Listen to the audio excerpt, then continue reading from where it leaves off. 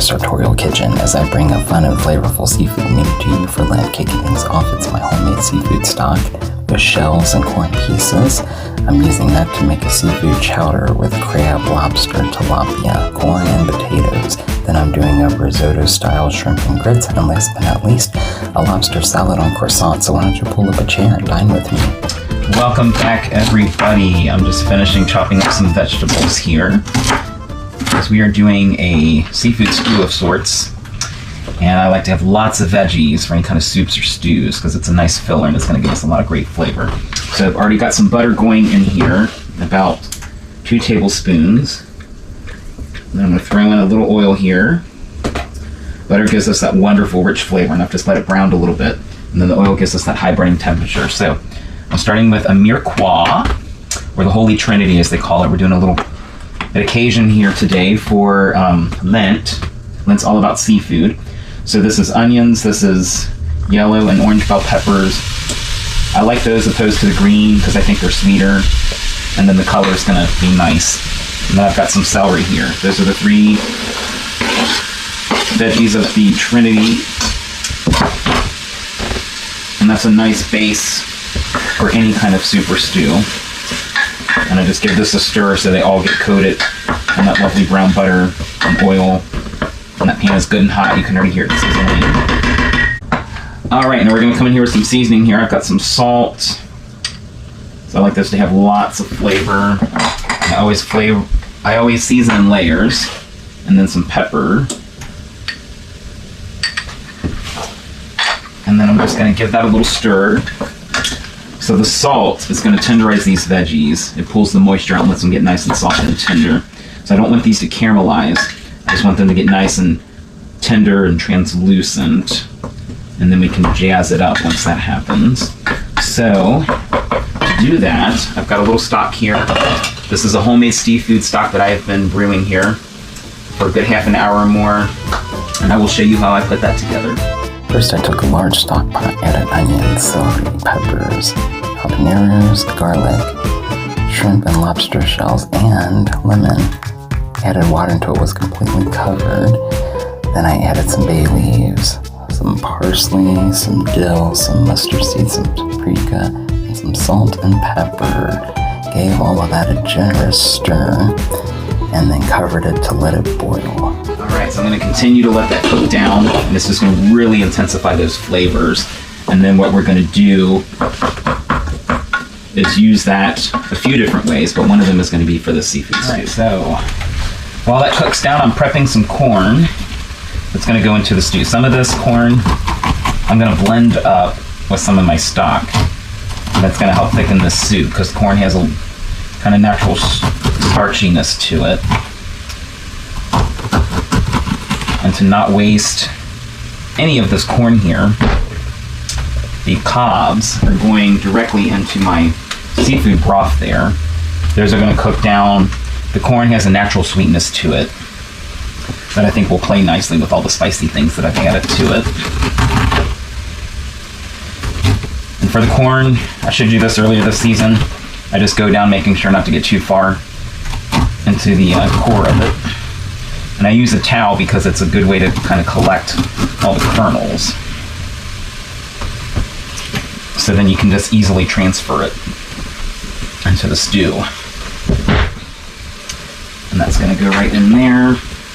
Just give it a little stir so it gets down into that broth. And then I can turn that down just a little. Our veggies are looking really good here. So I'm going to turn that down some. And we should be ready to start getting this going. Yeah, those look good. Those onions are nice and soft. Those peppers have kind of changed color. Oh, that's going to be beautiful. All right. So to thicken this, I'm going to be using a roux, which is just equal parts butter and flour. And there's different ways to do it. Sometimes I mix the butter and the flour together and then add it to the liquid and let it dissolve. This one, I'm going to drop the flour in while everything is still kind of sauteing, and then just stir this in.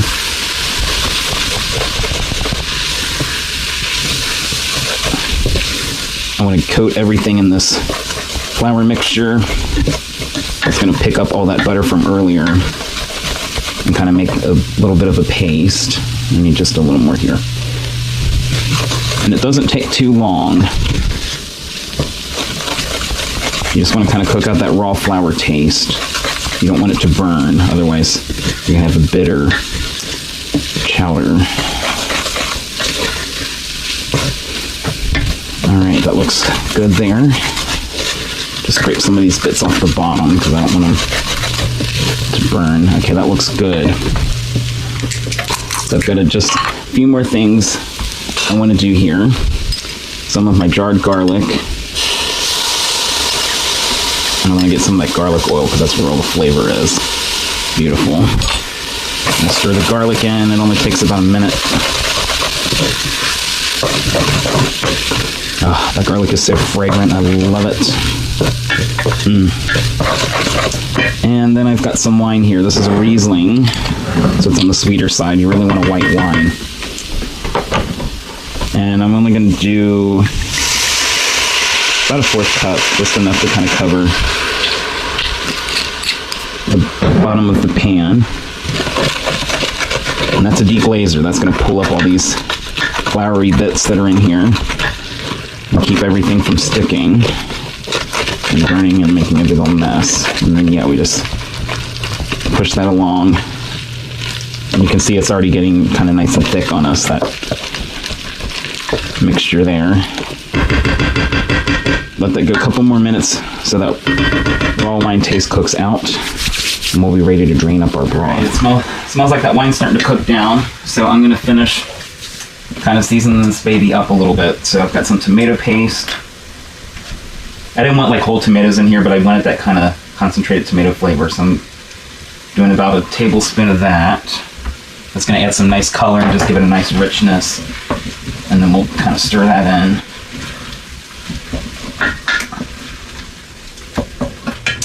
Some Cajun seasoning. Like I said, we were going Creole here, so I want about a nice generous teaspoon of that. And just kind of stir that in. You could use Old Bay, it's a little milder, but I wanted something with just a little heat there. All right. Yes. All right, let's get our broth together. That lid is good and hot now. That lid is good and hot. Oh, isn't that lovely? Look at all these. They've cooked down nicely. Everything's tender. You can see the shells. We've gotten a lot of flavor out of that. Even my corn has gotten nice and soft. Oh yeah, that's going to be good. So what I did is I had my little strainer bowl here, and that's going to hold on to everything for me. So I can just pull that out, and everything will drain nicely without making a big old mess. All right, I'm going to carry this over to the sink, just like so. I've got my tongs, and then just kind of get up underneath this. Yeah, look at that. And this comes right out.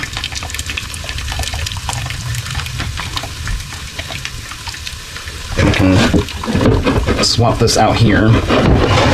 This I'm gonna let kind of just drip dry into the sink until I'm ready to dump it. And then you can see I've got all that lovely stock, just really rich in color and flavor. That can come off the heat, and I will turn that off. And then I'm going to get a ladle, and then we're just going to start ladling this stock here into my little soup mixture. I'm going to start with about 4. And just kind of stir that in. And again, I'm careful to kind of scrape the bottom up, make sure we don't have anything hanging out in the bottom of that pan. Now, if you wanted to, you could stop here, let this reduce a little bit, and then you'd have a nice little kind of veggie sauce to go over top of like a fish or anything like that. Okay, that looks pretty good. So I'm going to go ahead and add some more stock here. So I started out with about 4 cups. Some of this I'm going to use to make some grits. We're going to do a shrimp and grits as well. So I'm going to hold on to some of this, but I do want a nice hearty stew. So there's another 4. And probably going to do about half of this and then save half for the grits. All right, that should be enough for now. I'm going to turn that to a low heat because we've really got all the flavors developed. Now we just need to add our seafood and other things. So I'm going to start with the veggies. I have got some just diced potatoes here. This is skin on potatoes. I like the texture and I like the color that's going to give. So that's going to go in. And then I've got my corn that I chopped earlier. I am going to put about half of this into our chowder. And then I'm going to take some and use to thicken it. That should be good there. Give it another little stir. Guys, that's starting to come together nicely. But we cannot have a seafood chowder without seafood. So I've got some crab here. This is jumbo lump crab. This is some tilapia. It's just kind of a plain white fish. And then I've got some lobster meat here too. So I wanted some different textures and flavors of fish to really make this complex. And I'm just going to dump that in. And then I just want to come in here and break up that meat and just kind of stir it around and really let it, I want every bite of this to have different flavors and textures. I don't want everything all in one place. Just give that a nice little stir. That crab meat especially, it likes to clump together. So I just kind of press down with my spoon here and just let that go. And then this is just going to cook until all that seafood is kind of cooked through. So I want that on low. I don't want that to boil. And just, yeah, about 20 or so minutes. You can check it and just, you want to make sure that fish is cooked through and that everything's just nice and tender. Then we'll finish it off with some cream and other seasonings and it'll be Lux. All right, I move this over while I let it continue to cook. So I'm gonna get my grits started. So I've got a couple tablespoons of butter going in this pan, and I'm just letting it brown a little bit because I want that really kind of rich flavor. And what are grits? So grits, it's just ground up corn, white corn, and not quite to the point of cornmeal. And I'm gonna do about 2 cups. That's gonna make plenty. I wanna have some leftovers. And I love me some grits. And then what I'm going to do is take my little spoon here and just stir those around in that butter and kind of let them toast a little bit. That's going to give it some extra flavor. So I'm almost cooking these grits sort of like a risotto style. And I want this to have lots of really great flavor. So I'm going to throw in a little of my jarred garlic there. And some of that garlic oil, yes. Stir that in. This is going to get a really nice depth of flavor to these. And just until you kind of smell it kind of toast a little bit. It does not have to be crazy. A little more of my white wine. About another 4th cup. Just enough to kind of glaze the bottom of the skillet. Stir that around and just kind of leave that until you smell that kind of wine taste cook out. And then at this stage you really want to stir it good so each piece is kind of cooking individually and not just kind of clumping up and seizing up on you. And I'm just going to let that go a couple more minutes till that wine kind of cooks out. All right, pull the lid off of this baby. I'm ready to ladle in the rest of my stock. I did take about another half cup of this out to puree the rest of my corn, but the rest I'm saving for these grits.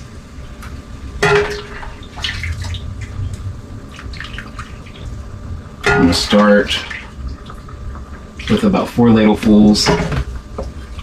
And with grits, it's usually about 4 cups of liquid to 1 cup of grits, which gives you a nice kind of fork tender grit. So I like grits. I don't like when they're too runny like a soup and you have to eat it with a spoon. I like when you can eat it with a fork, but I don't want it really thick like a polenta. I want it kind of to have a little bit of a sauciness to it. And then what happens, this corn, it drinks up this liquid, and then they just get nice and thick and rich. So I'm going to start with about 4 now. I'm probably going to need about another 4, but I'm doing this kind of like a risotto, so we're going to start low first and kind of let this cook together. And then if I need to add some more, we will. I'm going to switch from my spoon to a whisk. Alright, so I've just switched from my spoon to a whisk. I added about another ladleful, and I'm about to add a second ladleful. So we're up to 6 so far. And then I'm just going to stir this in. Oh yeah, those are starting to look really good. Once they're just about cooked through, we'll finish it off with a few little things here. It'll be nice and creamy and rich. In the meantime, I think my stew here, it is bubbling away, and I think that seafood looks like it's just about cooked through. So I've got a couple more things here. This is that corn that I pureed up with some of the seafood stock. So we're going to throw that in. And then I'm also going to throw in about a half cup of heavy whipping cream. I'm just going to give it a little shake just in case any of it's settled. Oh, there she goes. And I'm just going to stir that in. And then we can turn this to low. Just a few more minutes to let that cream and that corn incorporate and kind of marry with those other flavors, and we should be ready to give it a taste. Oh yes, that looks gorgeous. We'll get rid of you, and we'll grab a bowl and just get a nice ladleful of this stew. All those bits of seafood in there, the potatoes, and maybe just a little more stock. Tell me that does not look amazing. A little parsley for some color and flavor. And I think we are ready to dig in. Okay, let's come in here. I just want to get some of that broth first. It's just so rich and thick. Oh my gosh. I get the sweetness from that corn. I get the heat from those habaneros I snuck in there. The onion, the garlic, celery, the peppers, everything. Oh yeah. And then we got some of the seafood on here and the corn. Nice and tender and soft. Let's grab a potato here. The potatoes like butter. And what I love about potatoes, they're kind of a sponge, so they soak up all the flavors from that broth and just really burst with flavor. Oh, this is so good. Guys, I want to finish this up, but I got to get to my shrimp and grits. All right, these grits are looking pretty close to done. I just got a few more things I want to do now that we're at the end. Some salt and pepper, so I always wait to season these towards the end. Otherwise, that flavor is going to cook out. So about a teaspoon of salt and about half a teaspoon of pepper. And I think, in keeping with the Cajun of it all, I'm going to throw just a pinch of cayenne in here as well, just to give it a little kick. I think it can handle it because we're about to add the rest of my cream here. It's about a 1/4 cup or so. And that's just going to make this nice and rich and creamy. And then I've got, this is that cheese from my charcuterie, the Taleggio. And I'm just going to shred this right into it. Nice fresh cheese right over the top. And you can never have too much cheese, so be free to throw as much in here as you'd like. I think that's going to be good. And we will stir that in. Ha ha ha! Alrighty. Now let's get our shrimp out. Ooh, yes. That looks amazing, guys. Let's set that aside. So I will show you how I prep that shrimp now. Started by adding about 12 shrimp to a Ziploc bag. Added some olive oil, some salt, some peppers, some onion and garlic powder, some Cajun seasoning, and some cayenne for some heat.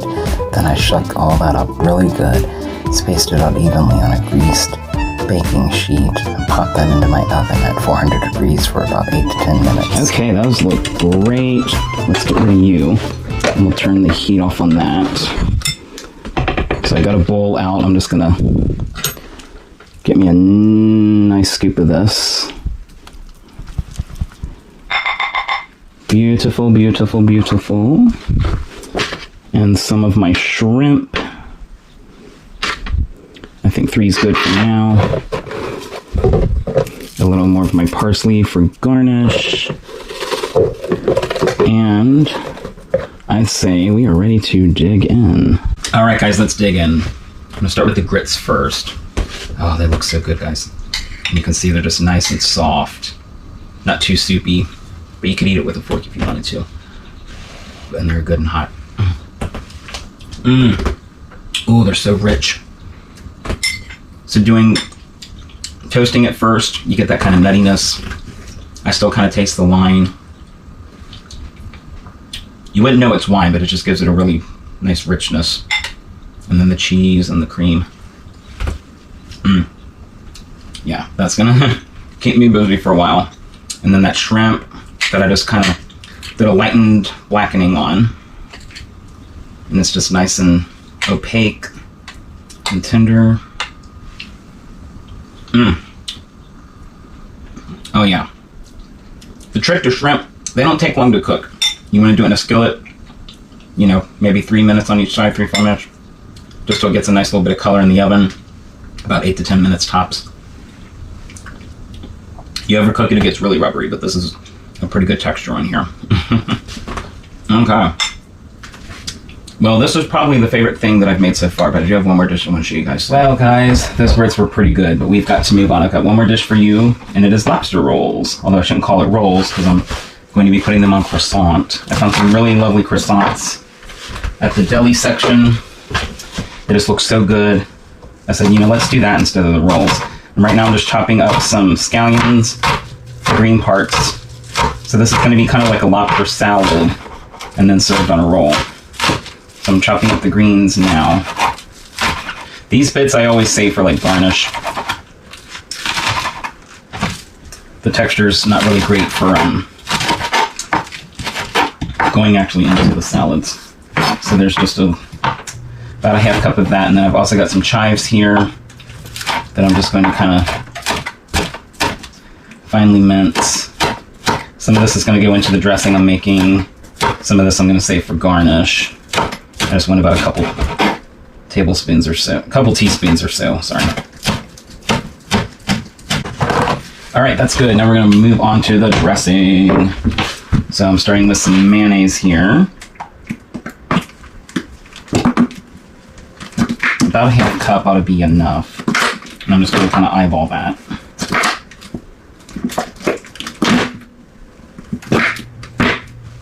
All right, that's good, I think. And then we're going to season this baby up. A little bit of salt. About a half teaspoon, about a quarter teaspoon of pepper. I have got some garlic here, garlic powder. About a half teaspoon. And about a half teaspoon of onion powder. So I'm doing kind of a lemon garlic aioli. And aioli is just a flavored mayonnaise. I'm going to throw a little mustard in there too.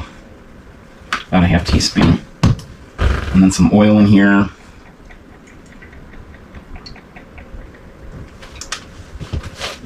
About a tablespoon and a half. And then you can't have lemon garlic aioli without lemon. I'm going to roll this first because we're going to take some of the juice from this, but I also want to zest it. And that's just going to release those oils. And then we're going to come in here and just lightly zest it. We don't want to get too far down into the lemon because that's going to be bitter if you get into that pith. And I think about half this lemon's going to be good.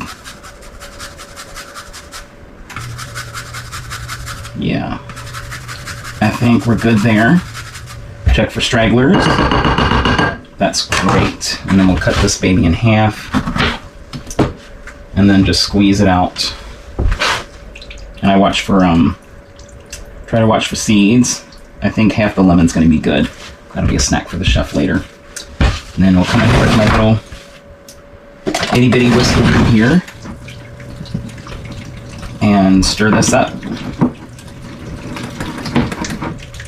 Yeah, the lemon juice and the oil really softens that mayonnaise so it's not thick and gloopy.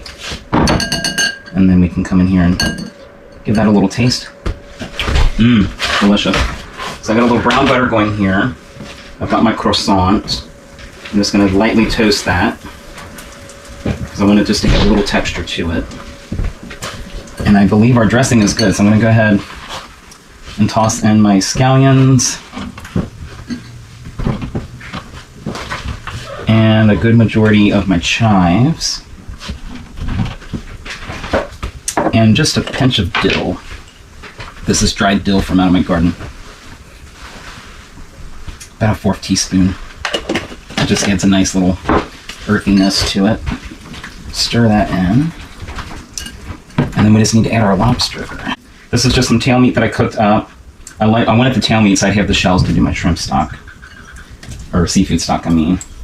And that's just going to go right in there. And then we'll switch to an actual spoon. And I just toss this up. I don't want to break up the lobster too much. Just want to make sure it gets coated in that lovely dressing that we made. And let's check on our croissant. Oh yeah, nice and browned. Beautiful, beautiful. And I'm just going to take my bottom croissant piece here and just scoop a little of this out. I want to make sure I get a nice kind of bite of everything in here. The lobster and the everything. And then you can even take some of that dressing and kind of smear it on the top layer. And that's why I toast it so it doesn't get too soggy with this dressing. That looks good, just like that. I like to leave the top slightly ajar so you can kind of see what's going on. And then we're going to garnish with a little more of the chive. And for good measure, I'm just going to squeeze a little more of the lemon. And there we have it. All right, let's dig in.